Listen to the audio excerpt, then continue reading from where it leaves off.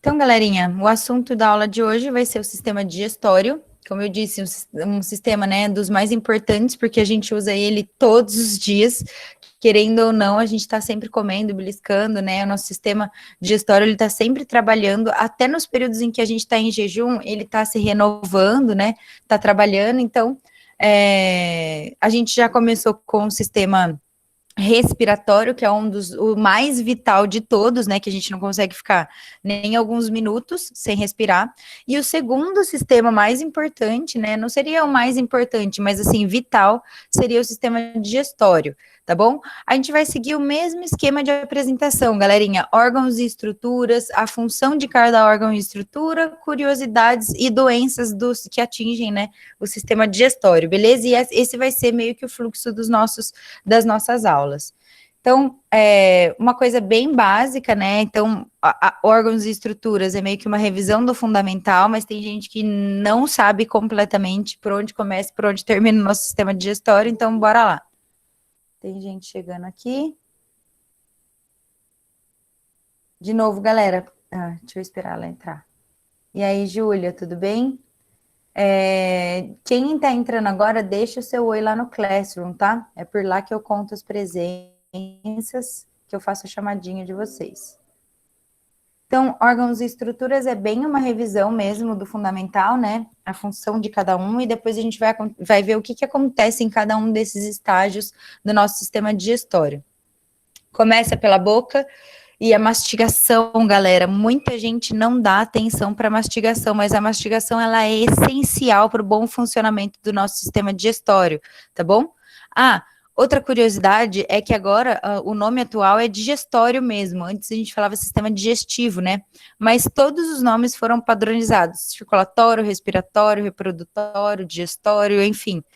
Excretor é o único que fica como sistema excretor, tá bom? Do nervoso e aí dentre outros. Mas o nome agora é sistema digestório. Talvez alguns de vocês aprenderam sistema digestivo. Não vai estar errado, mas é a nomenclatura mais usual. A mastigação, ela é extremamente importante para todo o bom funcionamento, né, do nosso sistema digestório, porque uma comida que vai inteira, ela é pouco absorvida pelo nosso organismo, show? Então, é necessário mastigar muito, segundo a recomendação dos dentistas. É necessário que a gente mastigue até que a comida vire um líquido dentro da nossa boca. Então, é sério isso, porque não mastigar direito o alimento pode gerar uma série de doenças, né, e complicações depois futuramente, não só para o seu estômago, para todo o seu sistema digestório. Então, a mastigação é muito importante, beleza? Mastigar as comidas até elas derreterem na boca. A digestão, ela se inicia pela boca. Então, as pessoas que comem muito rápido, que engolem a comida inteira, elas vão ter problemas no sistema digestório mais para frente. Beleza? Então, isso é um detalhe muito, muito, muito importante, que vários nutricionistas, inclusive, indicam, né? Mastiguem muito a comida antes de engolir. Show? Porque algumas enzimas já vão começar a fazer a sua ação na boca, e aí depois vai facilitar todo o trabalho do sistema digestório. Show?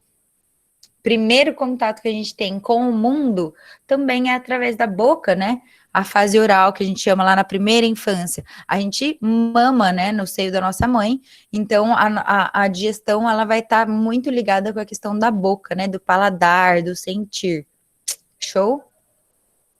Depois, lembra? Faringe, a laringe ela tá atrás, ó, nesse momento aqui, ó, do 2, vai ter a divisão. Aqui tá a laringe e aqui tá a faringe, né? Faringe, laringe aqui embaixo e aí depois o esôfago. Então, é o ponto onde o sistema respiratório e o sistema digestório, eles se encontram, é aqui na faringe. Sabe aquela comida que vai pelo lugar errado? É nesse ponto aqui, ó, que a gente engasga, beleza? Então, a faringe tá aqui. Ela se conecta depois com o esôfago. O que é o esôfago? Ele é um tubo muscular. E o esôfago, ele já começa a fazer os movimentos involuntários do nosso sistema digestório. Involuntário é que a gente não controla. Então, esse movimento, né, de ir empurrando a comida para baixo, é um movimento peristáltico, que a gente chama, a gente vai estudar eles um pouquinho mais para frente, mas ele é um tubo muscular que empurra as coisas para baixo, beleza? O nosso esôfago, ele também é alvo, às vezes, de algumas doenças e complicações, né? Refluxo, problemas ali na válvula do estômago, que volta a comida pro esôfago, esofagite, né, que é a inflamação no esôfago. Tem muita gente que tem sérios problemas relacionados a esse órgão, que é muito importante para a nossa digestão, que ele já vai começar o movimento peristáltico, já vai empurrando a comida aí para baixo, beleza? Depois vem o estômago, que é esse amarelico que está aqui. O estômago, ele tem várias partes, ele tem várias funções, ele é extremamente importante para a defesa do nosso corpo também, para além da digestão, né? Então, como ele tem suco gástrico, que são ácidos que ele produz, ele também mata qualquer tipo de patógeno que a gente coma. Então, se a gente come um alimento, muitas vezes está contaminado, o suco gástrico do estômago, ele vai matar esses patógenos e vai facilitar, né, a quebra das substâncias para depois serem absorvidas no intestino. Então, o estômago aí é um belo de um órgão extremamente complexo, super difícil de estudar, porque quando a galera nos outros séculos, né, queriam começar a estudar anatomia do corpo humano, tinha muita dificuldade de trabalhar com o estômago justamente por causa da grande acidez que tem nesse órgão, precisava proteger, né, tanto as mãos, a si próprio, como o resto do corpo, porque tudo que entrava em contato ali com aquele ácido derretia, é um ácido super potente que a gente tem dentro do nosso estômago. Já vou falar como que a gente não se derrete por dentro, né, já que esse ácido é tão forte. Daqui a pouco a gente vai falar sobre o estômago. E depois os nossos 2 segundos cérebros. Que dona, segundo cérebro? Pois é, os intestinos, eles são chamados pelos pesquisadores e cientistas como o nosso segundo cérebro.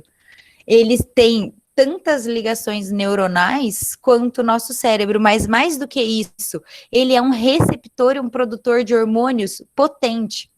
Beleza? Então, a gente vai estudar mais a fundo aqui os nossos intestinos. Primeiro, o intestino delgado, que é esse que fica como um cerebrinho mesmo aqui, né? As vísceras, várias curvinhas. E depois o intestino grosso, que já vai armazenando o bolo fecal para poder ser eliminado. Aí tem o reto, que é a porção final aqui do intestino grosso, e depois o ânus, que é a saída do nosso canal digestório, né? Nosso tubo digestório. É por onde a gente elimina as excretas. Então, o nosso corpo, ele vai utilizar tudo que é bom da nossa alimentação, e o que não for bom vai ser eliminado pelas excretas. Excretas podem ser tanto as fezes quanto a urina. Show? Gente, até aqui, alguma curiosidade, alguma dúvida, alguma pergunta? Porque essa aula na sala de aula é mais curiosidades, perguntas e respostas, enfim. Alguma curiosidade que vocês já querem perguntar já sobre o sistema digestório? Ai, dona, eu ouvi dizer que... Tudo bem? Então, partiu. Como é que a nossa digestão vai acontecer, então? Tem 2 tipos de digestão, a digestão mecânica e a digestão química. Nossa, dona, nem sabia disso. Pois é, a digestão mecânica, ela se dá primeiro através da mastigação, que a gente já começa, né, digerindo e deteriorando e quebrando o alimento na boca. Depois, os movimentos peristálticos. Lembra que eu falei que o esôfago ele vai empurrando a comida? Depois tem o estômago que vai fazer os seus movimentos. Todos os movimentos, né? O peristaltismo que a gente chama do nosso sistema digestório vai estar atuando nessa digestão mecânica. Mecânica mesmo, gente, é de bater e quebrar, né? As paredes dos nossos órgãos vão quebrando também o alimento. E a digestão química se dá na ação, né, dos ácidos e das enzimas ao longo do nosso sistema. Então, na nossa boca tem enzimas, beleza? Que já começam a digerir a pitialina, né? Já começa a digerir o amido aqui na boca. E depois, em cada lugar do nosso sistema digestório, tem uma enzima específica e um pH específico. Aqui eu quero fazer um parênteses. Para você que está aqui nessa aula agora do terceiro B, ou para você que está assistindo o meu canal, o pH, que é o potencial hidrogeniônico, tá? Que é a capacidade da água de doar, a capacidade das substâncias de doarem H+, né? E aí, quanto mais H+ tem na água, mais ácido ela vai ficando, e quanto menos H+, mais alcalina, um pH mais elevado. Isso vai ser extremamente importante para a gente entender não só o sistema digestório, mas o funcionamento, né? A absorção de nutrientes, a absorção de vitaminas. Então, tem o caso específico da B12, que daqui a pouco eu vou comentar com vocês. E se eu esquecer, me lembrem, gente, por causa do pH, né? Então, pH mais ácido, pH baixo.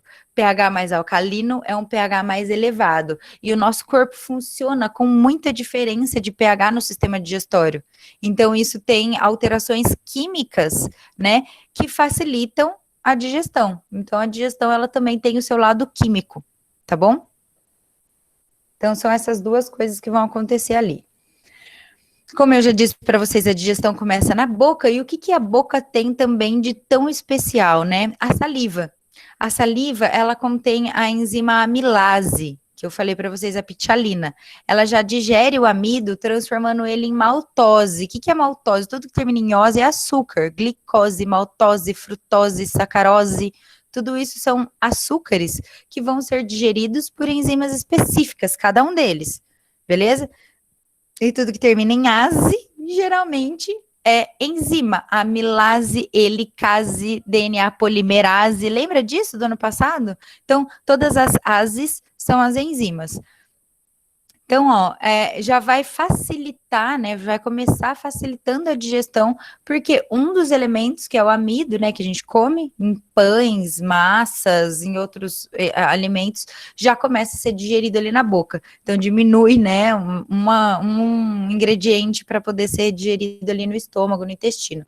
Beleza? Então, é muito importante mastigar bem os alimentos e transformar, né, ele quase em líquido antes de engolir, para poder a pitialina começar a fazer efeito.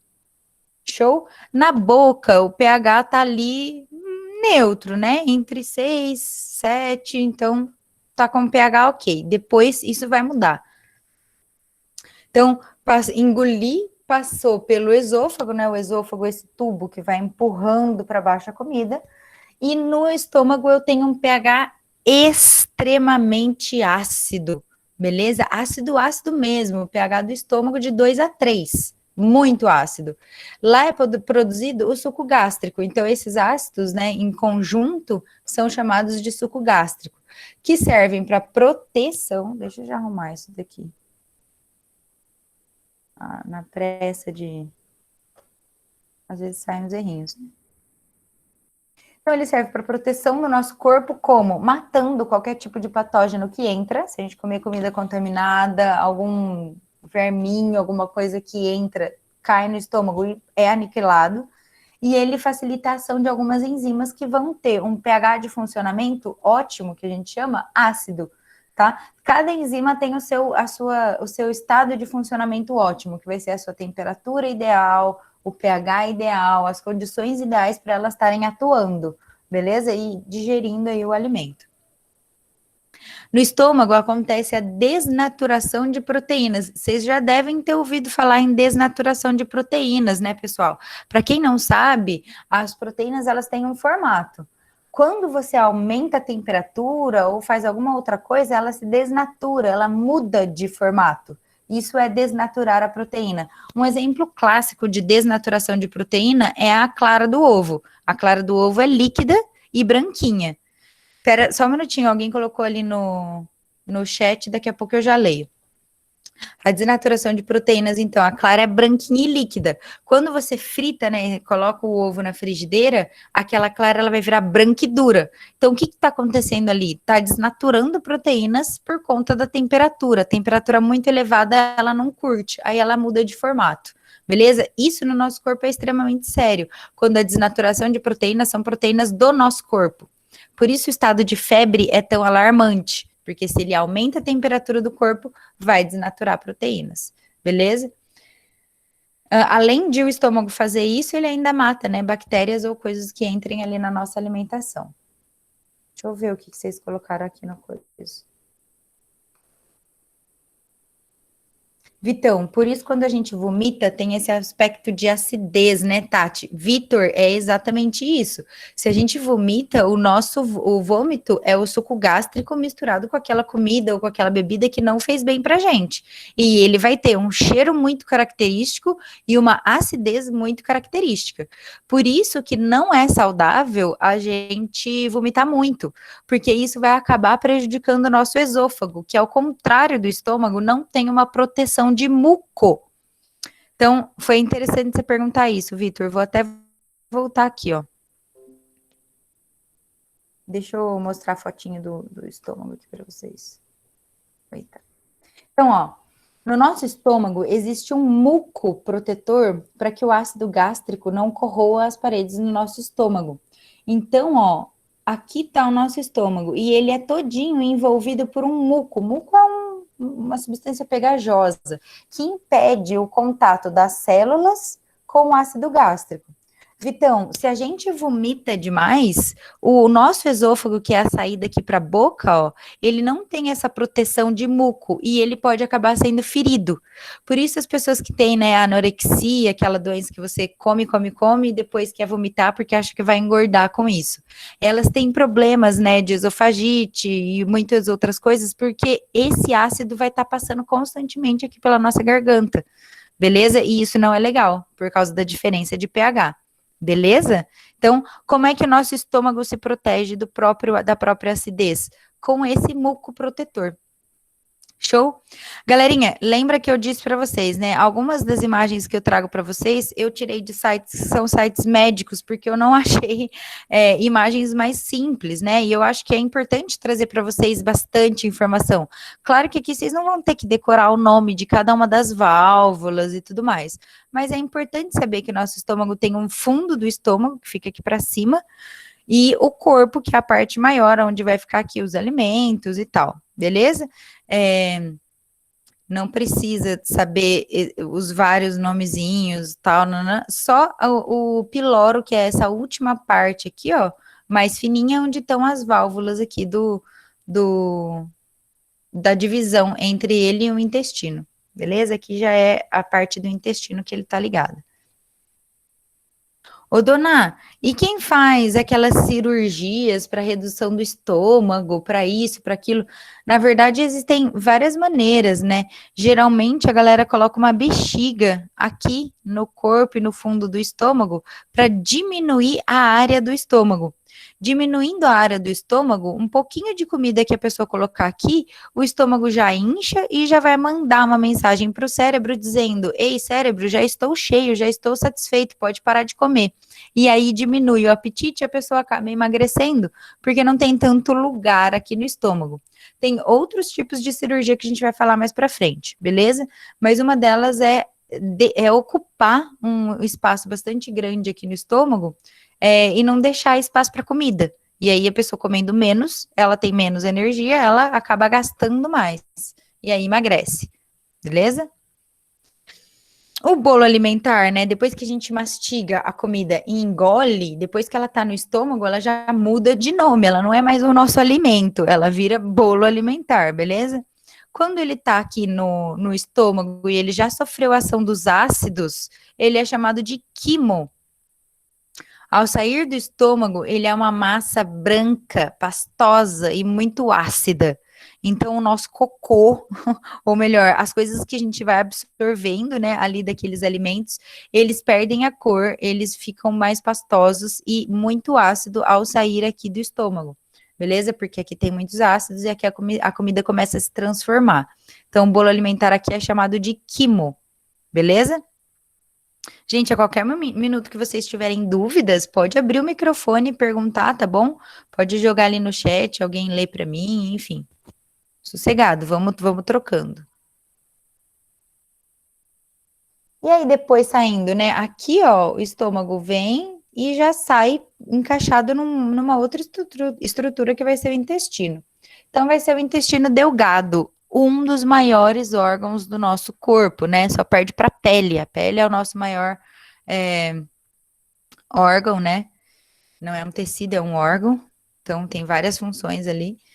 E o intestino delgado é outro, bem grandão. Ele chega a ter aí 7, 8 metros. Muito grande mesmo, gente. Esticado, ele dá muito grande. Então, ó, a maior parte da absorção dos nutrientes vai acontecer aqui, porque agora já passou pela acidez do estômago, agora cada partezinha vai absorvendo, né, o que é de interesse ali para o nosso corpo. E ele é dividido em 3 partes. A parte inicial é o duodeno, a parte do meio é o jejuno e o finalzinho dele é o íleo, beleza? Isso também é revisão do fundamental, acho que vocês já devem ter tido pelo menos o nome dessas estruturas. Galera, eu vou adiantar aqui uma curiosidade para que vocês entendam como é feita a absorção desses nutrientes. Todo o nosso sistema digestório, né, mas em específico no intestino, eles possuem microvilosidades. Deixa eu passar isso para poder trazer isso como uma curiosidade aqui, ó. Então, ó, todo o nosso intestino é composto por microvilosidades, que eles vão aumentar a superfície de contato e de absorção de nutrientes. Então, o que são microvilosidades? As células, elas têm essas protuberâncias aqui para fora, ó. Isso aumenta a superfície de contato e quando o alimento passa por aqui, ele vai sendo absorvido com mais eficiência. Então, ó, sempre nas microvilosidades tem vasos sanguíneos, por quê? É o sangue que vai distribuir depois esses nutrientes para o resto do nosso corpo. Vai ser absorvidos, esses nutrientes vão ser absorvidos no nosso sistema digestório e vão ter que ser levados, né, para o cérebro, para a célula do pé, da unha, dos ossos, de todo o nosso corpo. Então, é através do sangue que esses nutrientes, eles são disparados aí, né, são dispensados, distribuídos. Então, microvilosidades, elas aumentam a superfície de contato. No nosso pulmão tem, no nosso intestino tem, em outros lugares, agora de cabeça que eu não tô lembrando, onde tem microvilosidade.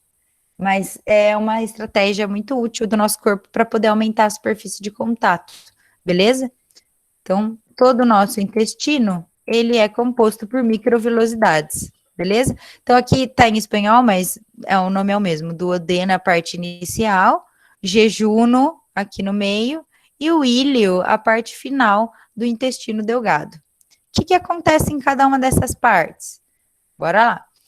No duodeno, vai ocorrer a secreção de muitas enzimas e hormônios. Aqui, o pH é alto, então veja, ó, aqui, ó, no comecinho do duodeno tem encaixado o estômago. O estômago tem um pH muito baixo.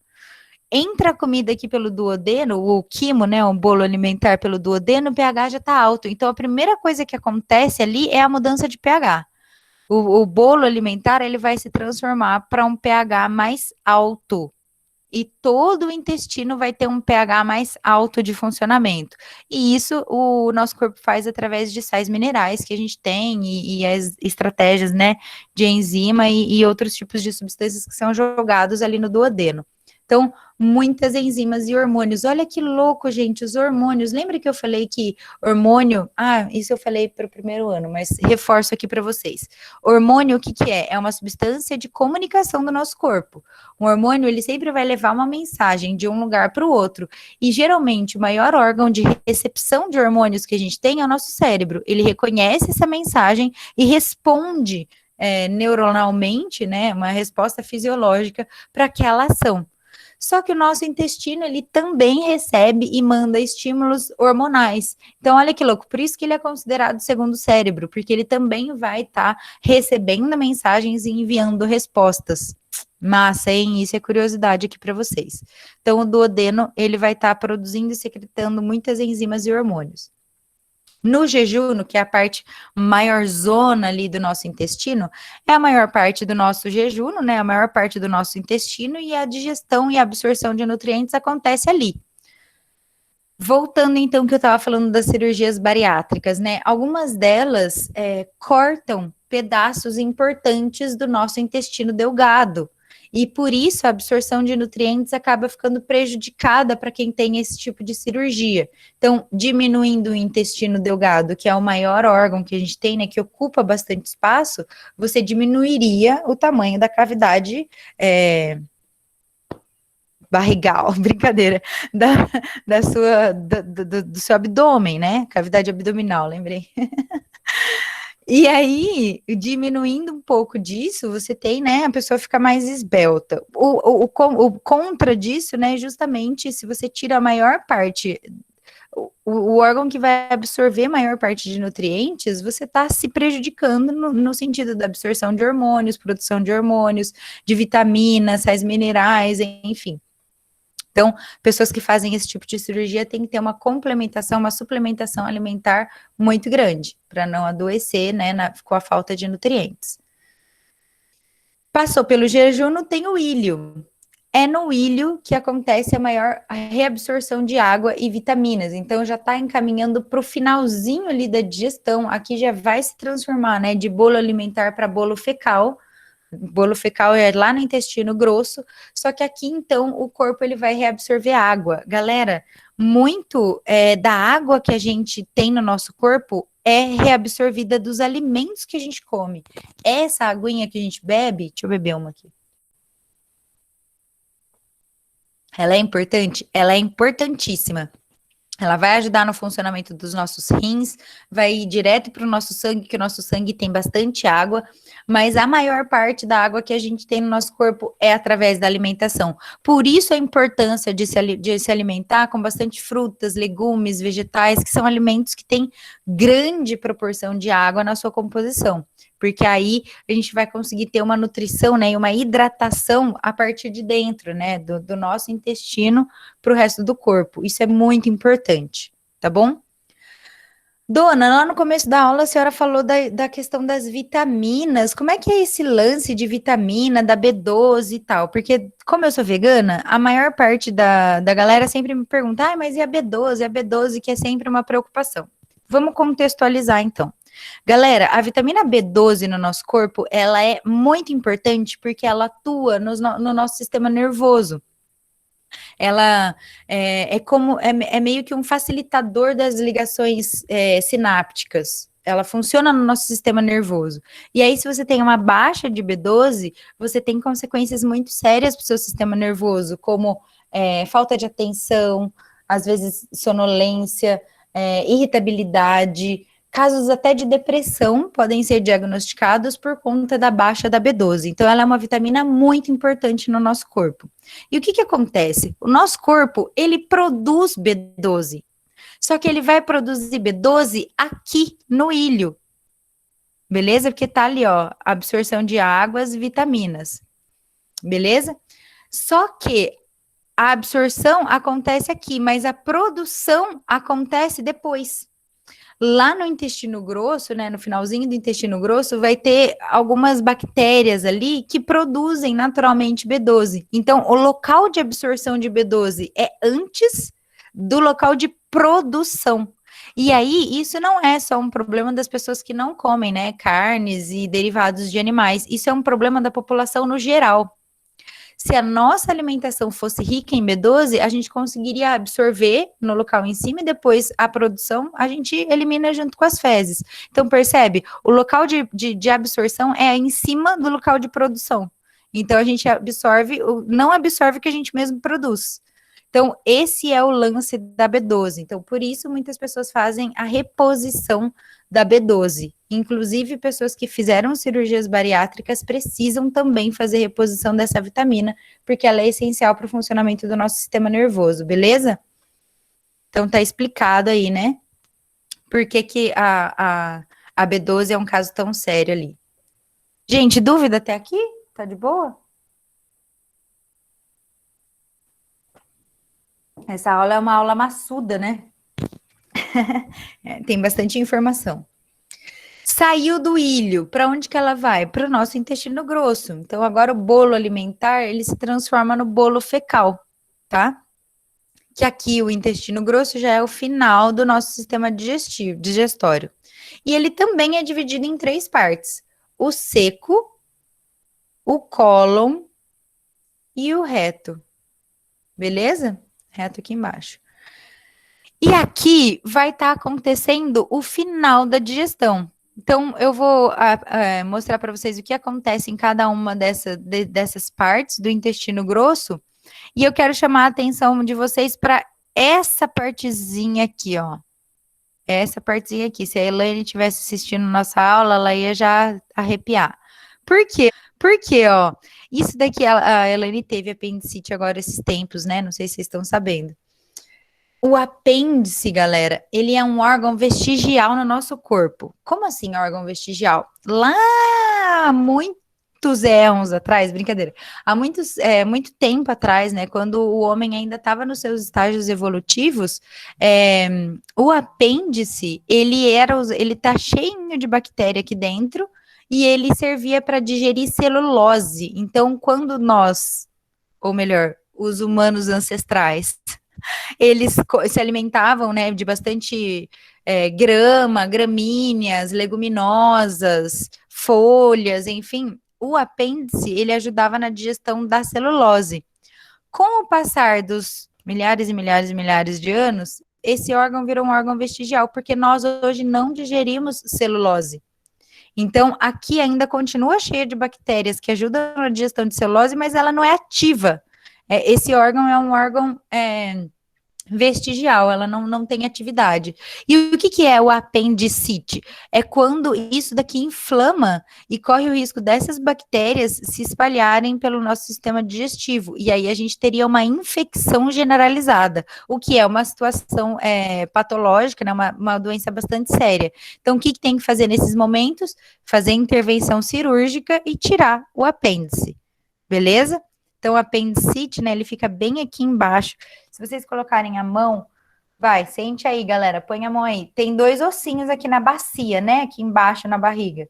Do lado direito, para dentro desse ossinho, o apêndice tá ali, pode apertar. Se doer muito, procura um médico. Então, dores do lado direito, embaixo aqui nesse ossinho da bacia, podem indicar apendicite, tá? Geralmente a dor é lancinante, tá, galera? Então, dores abdominais nessa região, que a dor é muito forte, a galera corre para o hospital, porque não pode deixar o apêndice estourar. Se ele estourar, vai bactéria para tudo que é lado, e aí depois é muito mais difícil de tratar. Beleza?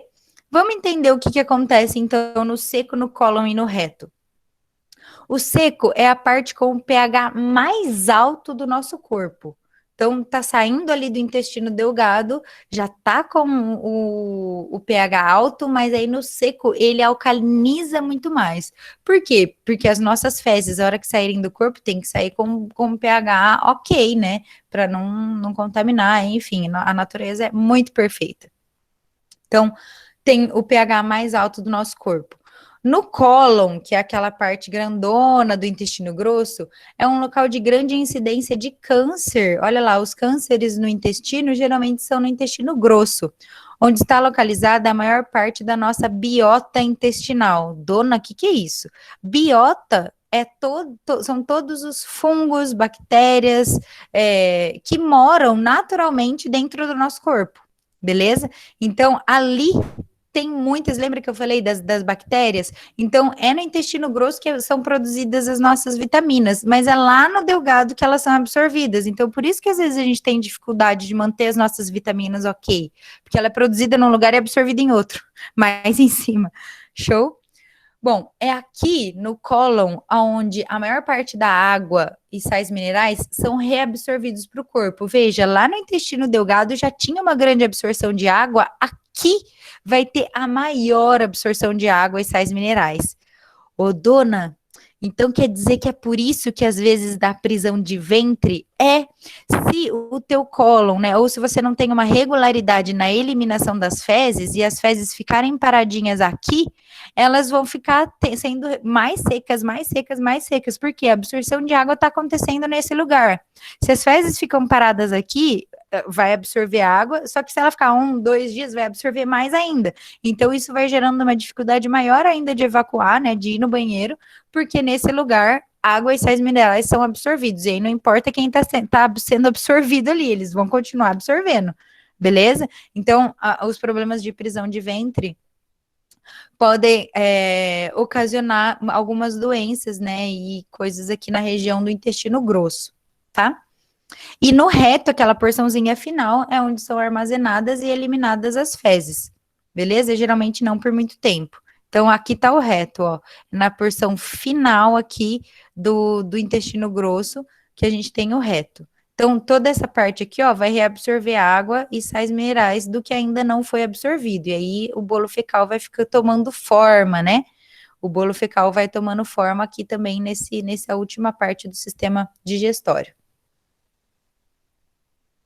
Uma das curiosidades eu disse para vocês, que é a questão da microvilosidade, que em todo o nosso sistema digestório tem, que aumenta, né, a absorção dos alimentos. Então, outras curiosidades. O alimento, ele passa cerca de 3 a 10 horas no nosso intestino delgado, que é a parte mais longa do sistema digestório. Então, veja, gente, se tem 7 metros o negócio, vai demorar um tempo para o alimento passar ali. Vocês estão curiosos, né? Então, vamos lá. Imagina 10 horas de uma carne que já foi morta há dias antes de chegar ali no açougue ou no supermercado, e aí você come ela e aquilo vai passar mais horas ali dentro. Galera, é claro que isso vai ser um fator de muitas doenças, né? Por isso que já tem estudos associando o consumo de carnes vermelhas, entre outros, com doenças do sistema digestório, porque não casa, não tá batendo, né? Então, quanto mais leve for a nossa alimentação, mais viva, né, no sentido de frutas, legumes e vegetais, menos prejudicado o nosso sistema digestório fica e menos tempo também demora a nossa digestão para poder acontecer. E isso deixa as nossas células mais saudáveis, o nosso sistema todo mais saudável. Beleza? Aqui, ó, hormônios e enzimas envolvidos na digestão. Tem muito, gente. Eu poderia dar uma aula só para vocês ficarem decorando qual enzima atua em qual lugar do sistema digestório, com qual pH, e isso às vezes é cobrado, tá? Então, muitas vezes no Enem é cobrado, sim, qual enzima trabalha em qual lugar, com pH tal, e aí eu vou deixar como tarefa para vocês. Tem outras videoaulas melhores aqui que a minha, que vão trazer isso para você. A tripsina funciona em tal lugar com tal pH, a maltase funciona em tal lugar com tal pH. Decoreba, gente, é necessário? Às vezes sim, para essas provas que são padronizadas, né? Tipo Enem e vestibular. Aqui, vocês sabem, eu gosto de aluno que pensa. Então, a decoreba, vocês estudam em outro horário. Vamos conhecer mesmo o sistema digestório, porque eu acho que isso que é importante, né? Saber como funciona e decorrências disso. Sais biliares, né? A bile que é produzida também ali no nosso fígado e depois é armazenado na bile, sacarase, lactase, pepsina, tripsina e por aí vai. Cada uma digere um tipo de nutriente. E eu acredito que vocês também já tiveram isso no ensino fundamental, né? Qual enzima vai digerir qual comida, enfim. E temos algumas doenças também que afetam, né, o sistema digestório. Úlceras, hepatites, pedras na vesícula e constipação. Vamos lá, o que é uma úlcera? Úlcera geralmente acontece no nosso estômago, quando aquele muco protetor que eu estava falando para o Vitão, aquele muco protetor, ele é produzido em baixa quantidade, ou quando o suco gástrico é produzido em alta quantidade. E aí, suco gástrico em alta quantidade e muco em menor quantidade, você tem que o ácido acaba corroendo pedaços do seu próprio estômago, gerando feridas. Então, a úlcera é uma ferida no estômago. Beleza? E aí isso vai gerar dores no estômago, dificuldade, né, na digestão, na absorção de nutrientes, enfim. Então, a úlcera é um problema bastante grave aí. Show? A hepatite, né, hepatos, aqui é inflamação no fígado. Gente, o nosso fígado, ele é uma glândula, é um órgão aí, né, que produz muitas substâncias que vão ajudar e atuar ali na digestão, tá? Produz muita vitamina. Então, o fígado é um órgão vital também. Hepatite é quando tem um vírus ali que vai estar causando uma inflamação no seu fígado.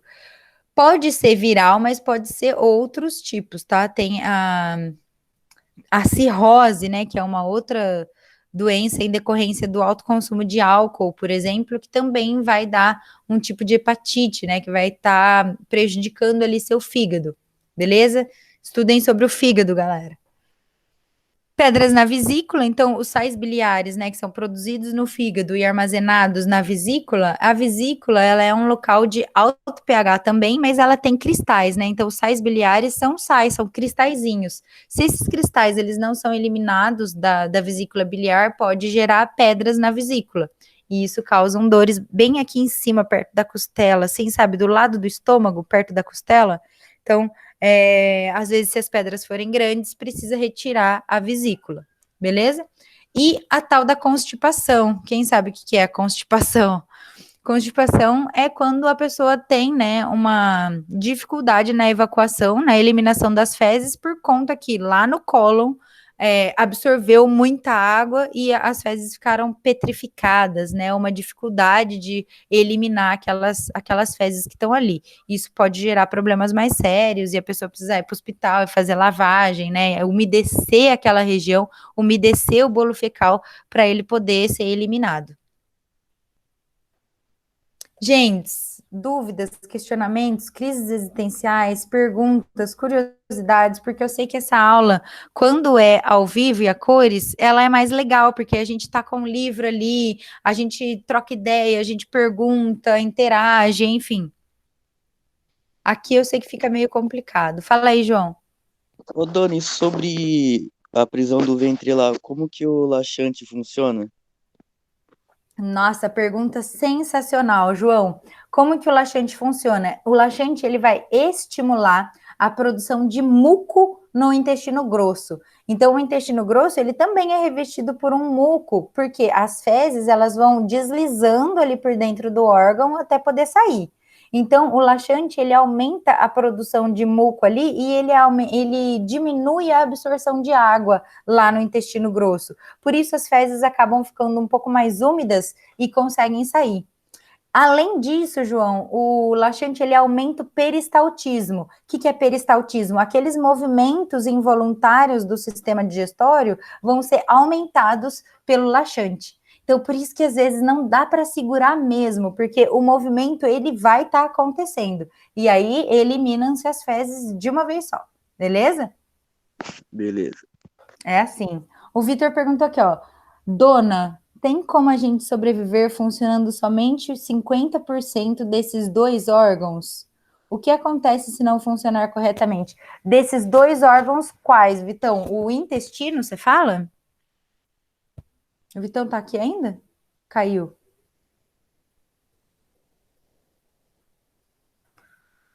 Tem, gente, tem como a gente sobreviver funcionando com 50% de muitos órgãos do nosso corpo, tá?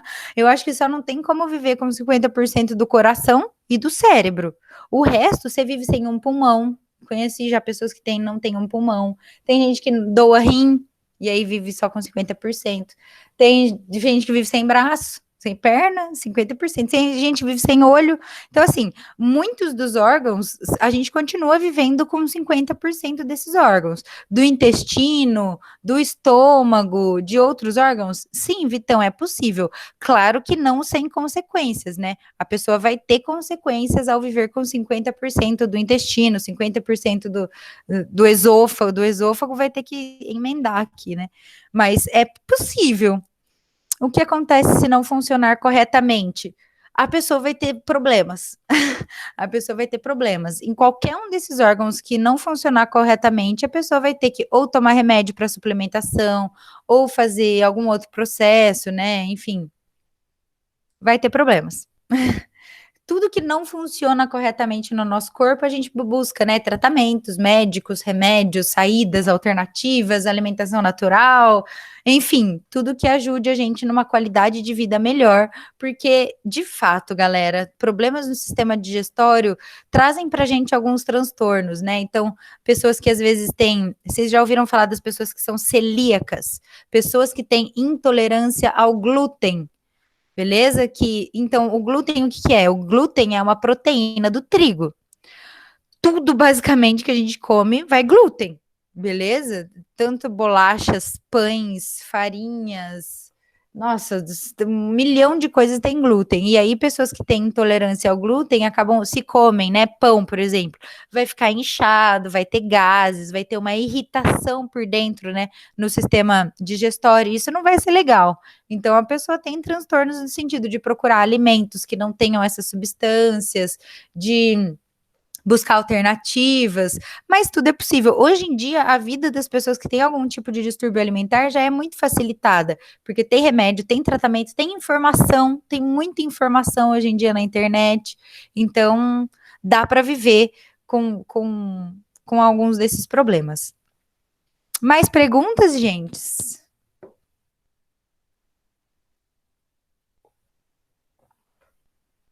Tá todo mundo bem aí? Tiago, Mirella, deu para pegar? Sim, Tati, tudo certo. Beleza, então. Gente, Aquela hora você tava falando Oi. do apêndice, né? A minha mãe, ela teve, e o dela estourou. Mó BO na hora, mas depois deu tudo certo. É Tipo, BO, mas. você como espalha, tipo, às vezes você tem que tirar um órgão pra conseguir tirar e voltar. Pois é. Nossa, Infecção generalizada, né? As bactérias elas caem na corrente sanguínea e se espalham mesmo. Então sim. é importante ficarem atentos. Gente, antes que eu me esqueça, eu vou interromper a gravação, porque se eu não faço isso, depois